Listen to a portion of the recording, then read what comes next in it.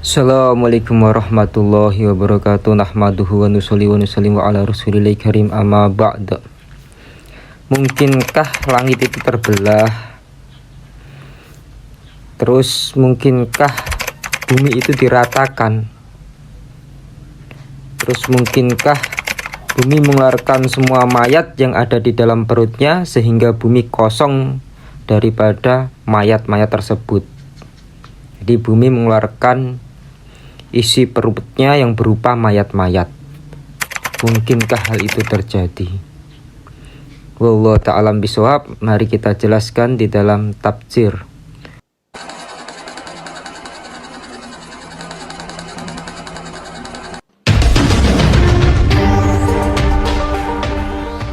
A'udzu billahi minasyaitonir rajim.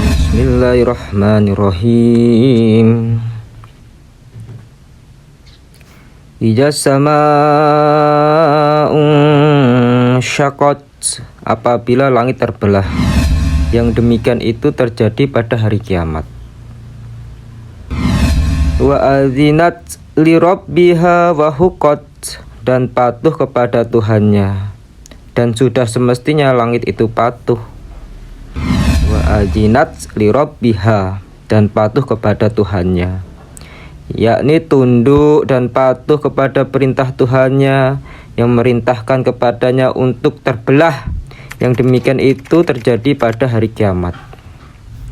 Wahukot, dan sudah semestinya langit itu patuh.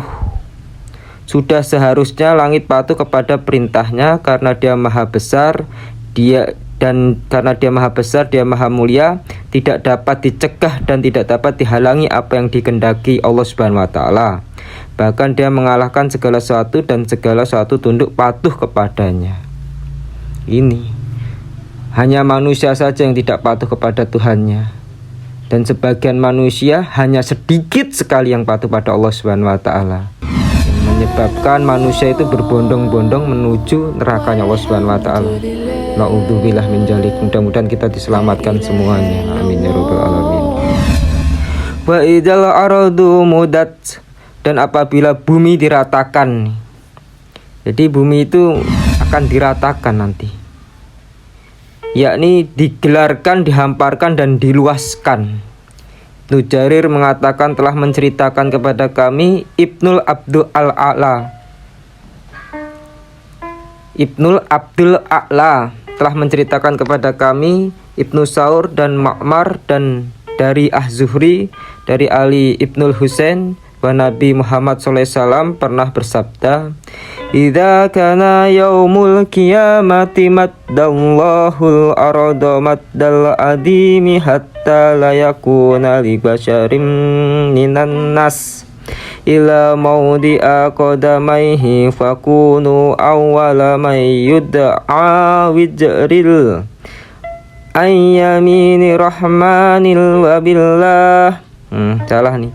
An yamini rahmani wallahi ma ra'ahu qablaha ka aqulu ya rabbi inna hadza akhbarani annaka arsaltahu ilayya fayaqulullahu azza wa jalla sadaqah summa usaffa'u fa aqulu ya rabbi igaduka abaduka ki atrakil ard. Qala wa huwal maqamul mahmud. Apabila hari kiamat terjadi, Allah menghamparkan bumi menjadi rata seperti selembar kulit.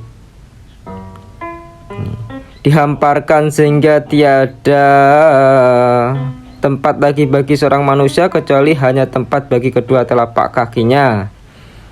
Karena semua makhluk pada hari itu telah dibangkitkan. Maka aku adalah orang yang mula-mula dipanggil, sedangkan Jibril berada di sebelah kanan Tuhan yang Maha Pemurah. Demi Allah, aku belum pernah melihatnya sebelum itu, dan aku berkata, ya Tuhanku, sesungguhnya malaikat ini Jibril telah memberitakan kepadaku bahwa engkau telah mengutusnya kepadaku. Allah SWT berfirman, dia benar. Kemudian aku memohon syafaat dan aku katakan, ya Tuhanku, tolonglah hamba-hambamu yang menyembahmu di berbagai penjuru bumi. Ali Ibnu Husain menjelaskan bahwa itulah yang dimaksud dengan al-maqamul mahmud, kedudukan yang terpuji.